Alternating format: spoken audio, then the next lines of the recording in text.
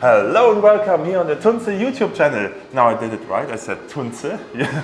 Here we are at the Tunze warehouse in Texas. Next to me is Roger. You probably know him already from the other videos we just have released. You see behind us, there's Roger's tank actually. I didn't want to miss that chance. And so in this video we're going to show you the tank at Tunze, USA.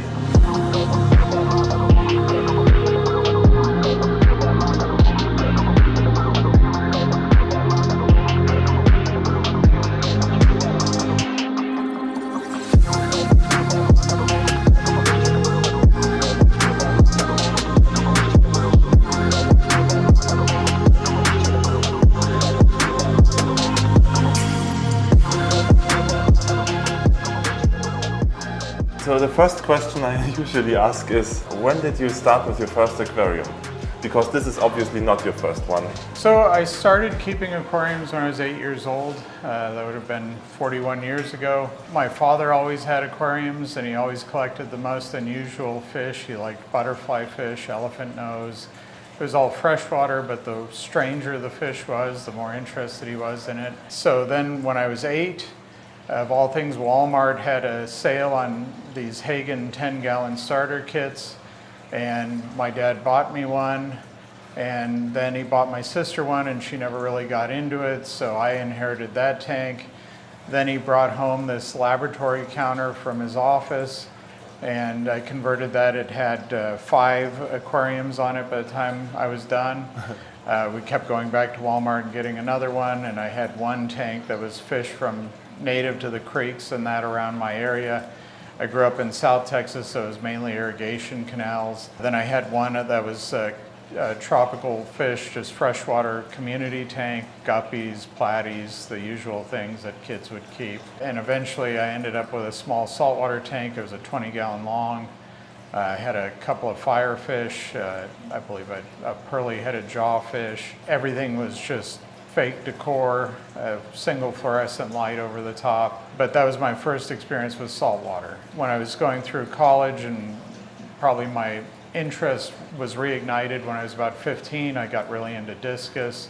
It was a goal of mine to breed them, set up a few 58-gallon tanks, and at one point I lived in an efficiency apartment with the aquariums got preferential treatment, so they'd be away from the window and drafts, and my bed was right by the window and always cold or too hot. Then I started working at aquarium shops as I was in college, and graduated and started my own. That's really when I got into reef tanks. That was mid-90s, so reef tanks were, I won't say new, but just starting to come into where there was readily available commercial equipment. You still had to build a lot of stuff yourself. I've been keeping a home reef aquarium since, I think, 98. I have just moved this tank, so pardon the appearance. This is a hard reset from a tank that I originally set up in 2019. A month ago I moved it to the office because currently I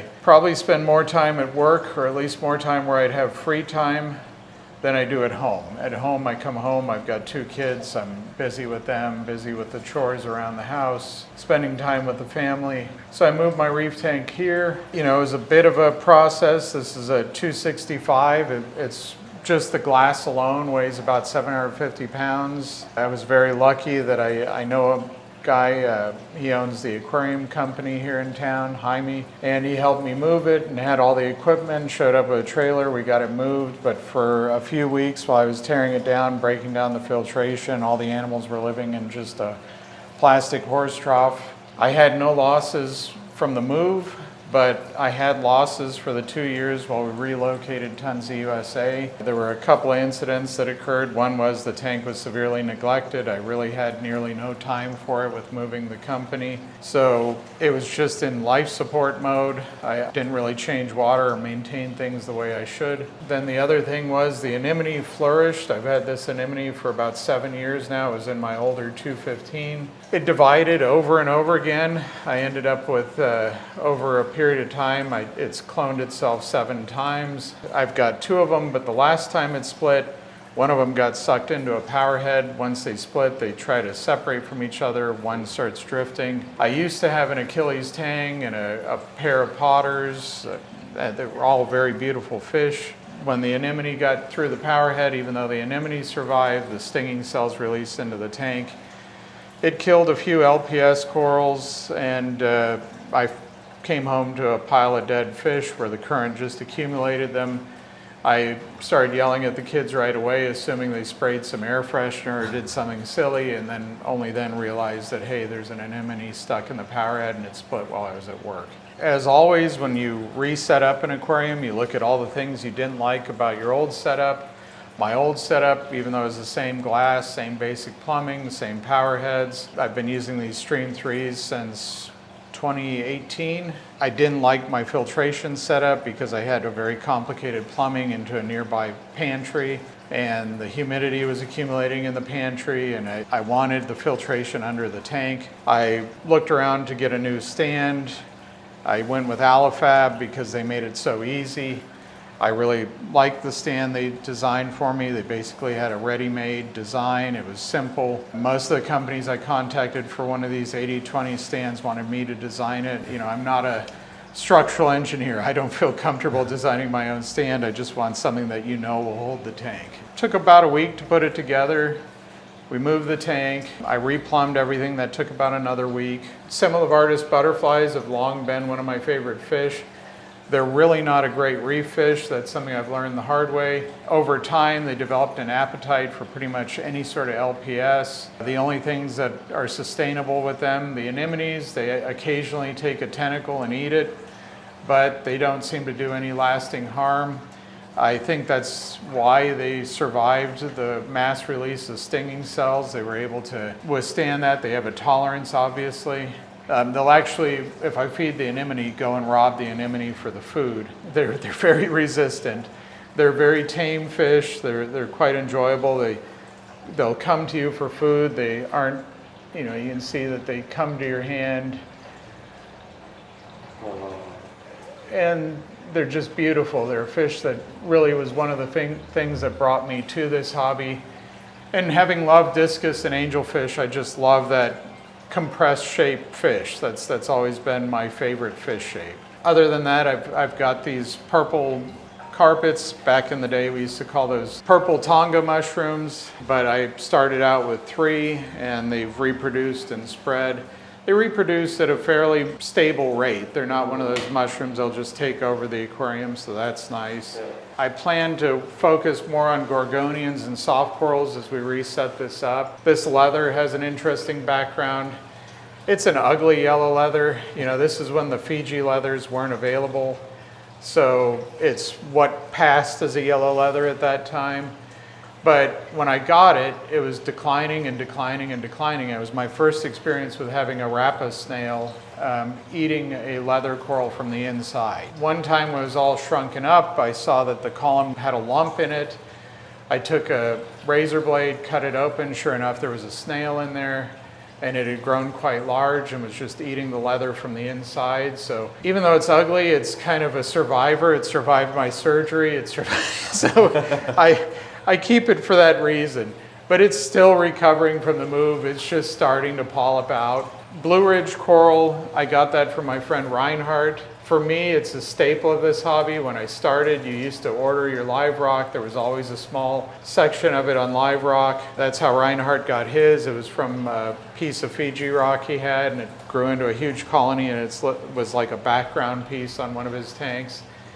And I took a small frag, and over the years it grew into that very large colony. It was actually much bigger, but some of it broke off in the move. The Gorgonian, so I got that from, there was a store in New Orleans that was a dealer of ours. Neil Isaac was the owner. It was Rick's Reef. He went by Rick. He told me it was the real Grebes Gorgonian, that he got it from Julian Sprung. He gave it to me when he tore the store down. It's actually been split many times. It's grown huge. I just cut it back and took a section for the tank when I moved it again. But long term, my plan is to grow out a lot of Capricornus, Montipora capricornus, because I always like them. I call them rainbow tortillas. They grow fast, and I like the plating look. More mushrooms. In the future, I'm going to keep the splits of the anemones and try to build this raised column here to just be a colony of anemones. In the center, I'll keep the turtle grass. I built up this berm to grow the turtle grass. It's got about 4 inches of sand, and I mixed in miracle mud with it to provide a nutrient base. More or less just need to get it cycled back in. You can see I've got some algae issues, there's some diatoms, just what you'd expect with a recently moved aquarium. Yeah, so this is a black mangrove. Black mangroves, on the Texas coast, you start to encounter black mangroves probably around Port Aransas, Rockport area. So that's on a parallel with Victoria. If you get down to the farthest south tip of Texas, Brownsville, Port Aransas, Port Isabel, South Padre Island, you do encounter a very few red mangroves, but the black mangrove's much more popular. Rather than the propagule that you're used to with red mangroves, black mangroves almost look like a giant lima bean. What I prefer about them, so there's pros and cons. The black mangrove is more of a bush. It probably maxes out at about 16 feet, but usually they're lower bushes. They branch out at a much lower height, so they're easier to keep under high-mounted aquarium lighting. The drawback is that they tend to be more of an estuary plant. They exude a lot of salt from their leaves, and so you do have to keep up with washing the leaves. You have to spray them down at least every couple of weeks. Otherwise, the leaves get so salt encrusted they burn and die. In terms of a practical mangrove for a reef tank, I think the black is superior. The red just overall gets too much height, and it's very hard to, you'd have to have it in some sort of refugium set up down low to keep it in the confines of a room. But I grew this from a propagule I collected in Port Aransas. It was a while ago. I want to say 2017 or so. Your mother has them in her shop, and I believe they actually flower, and she's successfully with a paintbrush pollinated them and produced more propagules. So they really work well. And for a while we had our mangrove box and then the Delta Rock, that's an old Tunze product. We used to sell black mangroves, and I think maybe now and again in Germany your mom still offers them from the ones she propagates. She does, yeah. So that's a long memory of our company. We used to go to the coast and collect them, and they're dropping propagules typically around February. Last couple of years we'd had a really hard freeze, and when you went down there it just was complete devastation. But they did slowly come back, and I think this year you could probably get a fair number of propagules. For what kind of flow you are using the stream free? So these two mounted on the back wall in the center, they're on the overflow box. These produce a wave, and you can see that the surface of the tank oscillates. It's a fairly mild wave because it's possible to tune it up to a point that the water is actually splashing out of the aquarium, and of course I don't want that. Just with those two pumps? Yes. And with the Stream 3s, it's a different sort of wave. The wave box, or using the 6105s, you set 0 to 100%. The Stream 3 with the levitation, there's a startup process where it has to levitate the magnet, and so you can't rapidly cycle them on and off. So it's a 5% to 100% wave. I found that's actually superior because you get kind of a drifting current with the wave. Whereas otherwise a wave, the way I've always explained it to people, I get this question a lot, what's better, the wave box or power heads? And you really want to have both. I could see doing a wave box only tank if you were focused on anemones because it's very safe for the anemones. The anemones can't get sucked into it, and anemones would benefit from just that wave type flow. But if you think about it, anytime you've been to a large lake or a coastal area and you wade out into the surf, when you kick up the sand just washes back and forth in the waves, but more or less falls back down right where it was, within a meter or so. It's not being blown way out. And that's the sort of flow a wave produces. So you lift and suspend detritus, you lift and suspend food into the water column, but in an aquarium we need to get that swept over to the overflow box where it gets exported out of the system by your filters, your skimmer. So I use both. And so those two produce the wave, the other two produce a directional current. We alternate which side of the flow is dominant so that we get the optimal flow.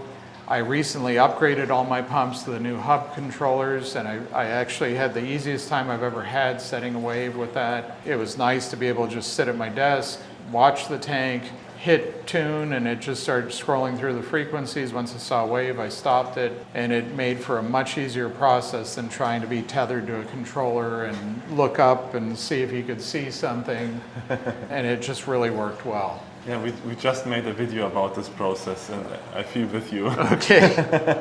Yeah, we just talked about the new controllers. What about, opening the cabinet and have a look at it? Sure. I absolutely love this sump. So Raj from My Reef Creations is just an all-around excellent person. I reached out to him. I was like, I want a real sump. I want top of the line. They build this stuff for zoos and public aquariums all day long. I'd say they're real craftsmen, and this was a real surprise. I bought the sump. I ordered it to the specs I wanted.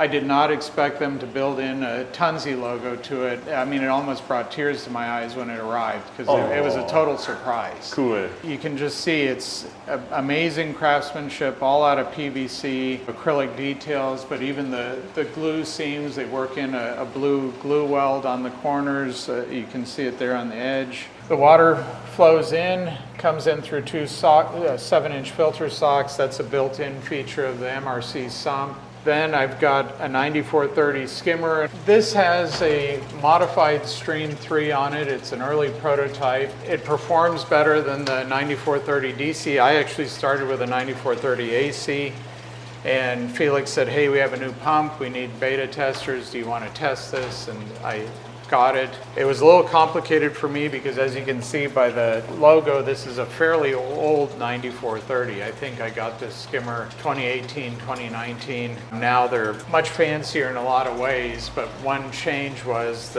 mine had a glued-in fitting, and this required a bulkhead type fitting. I was able to modify it, and it works really well. It does skim better, even though there were some bugs on this pump with how everything clicks together and locks together. They've redesigned it. I've been following the progress with Felix, and I think when it finally launches, it'll be a huge step forward. I use a MAR 3182. The light's not on right now. It's set to reverse daylight, so when my tank lights are off at night, the MAR reactor is running. The MAR reactor, this is also an early prototype. This was the first sample with the magnetic lid closure.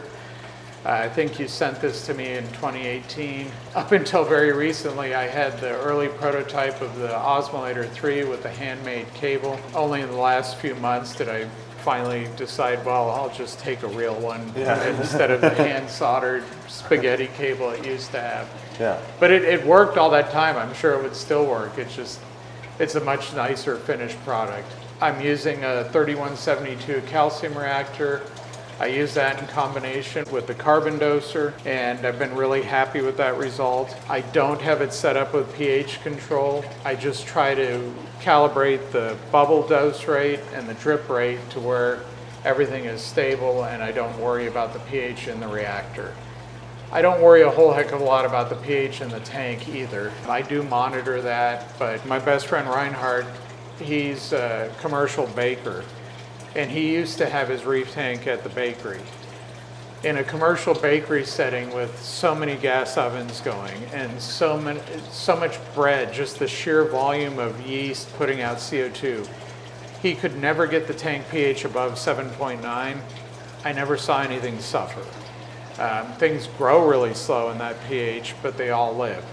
And with soft corals and anemones, which tended to be his focus, there was no detriment that I could see. I am using an MRC media reactor, and so that just runs some carbon and some GFO.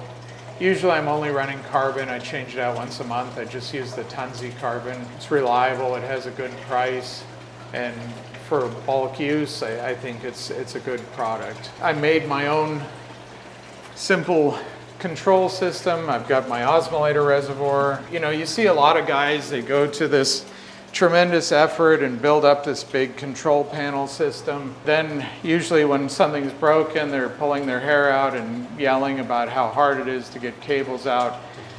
From experience, you learn that. My goal in organization is simply be able to access things, not have a fire hazard, not have a situation where water can get on the plugs, that everything's safe, and that's it. I'm not trying to make it look perfect, and I would strongly caution anyone that wants that level of perfection. Every piece of equipment you buy will at the very minimum someday need service. And if you made it impossible for yourself to get it out and service it, you're only making your situation worse because you're not going to service it. It's going to break down. You're better off dealing with a little bit of an eyesore and that it is not visually perfect, but just have it so you can access it and address the risks of, will my equipment get wet? Could I set up a situation where something catastrophic happens and I have a fire? If you just address that and make it tidy enough, that's where I would stay. So on my old aquarium setup at home, I was using AP9Xs. You know, after 4 years, any of these LED lights, they start to decline. I'd already had a couple of them burn out when we got into year 4. So I switched to 500X. I like the Kessel lights, and the primary reason I like them is the point focus light source. It gives me a shimmer effect that's reminiscent of when we used to use metal halides. I am not a blue light fan. I like that crisper white light look. I also really like the ability to mount them high. I really dislike having lights in my way. Having them mounted up high with the reflectors, it lets the mangrove fit in there. I would eventually like to straighten up the cabling. In theory, I could run them through the ceiling, but you know, this was only done about a month ago, and that'll be a future project. So the carbon doser is what I use to run the calcium reactor. It's a very unique product. It's made by Carbon Doser in Florida. They've made this product for over a decade. It's quite proven. Essentially inside is a solenoid with a very high duty cycle rate, meaning it can switch over and over again for thousands and thousands of cycles without failing. You set the bubble rate. So here I have it set to make 2 bubbles a second. And every time the LED flicks, we have 1 bubble being dispensed. One thing to keep in mind with this is that you're setting the size of that bubble by the pressure on your CO2 regulator. And it is possible to have the pressure so high that every bubble becomes 2 bubbles or 4 bubbles. So you need to check this when you set it up. How a regulator works fundamentally is you have a diaphragm that's spring-loaded holding atmospheric pressure against the bottle pressure. And the problem with that, even if it's double isolated or whatever technology they claim to have on a regulator, that's always the basic. And as the atmospheric pressure changes with storms and with the weather outside, your dosage rate will change. And it can be quite dramatic in some cases where 1 bubble becomes half a bubble or 2 bubbles, and it's enough to throw off your system. And with this, you keep it very constant and you don't have to constantly fine-tune the needle valve. In my opinion, it's a nice advancement for calcium reactors. So, I hope you all enjoyed this video about Roger's tank in his office. The truth is, Roger now has to continue work. If you want to see how he's supporting our customers here in the US, how he's helping you guys out there, we have already done a video about the Tandes support, the Tunze support.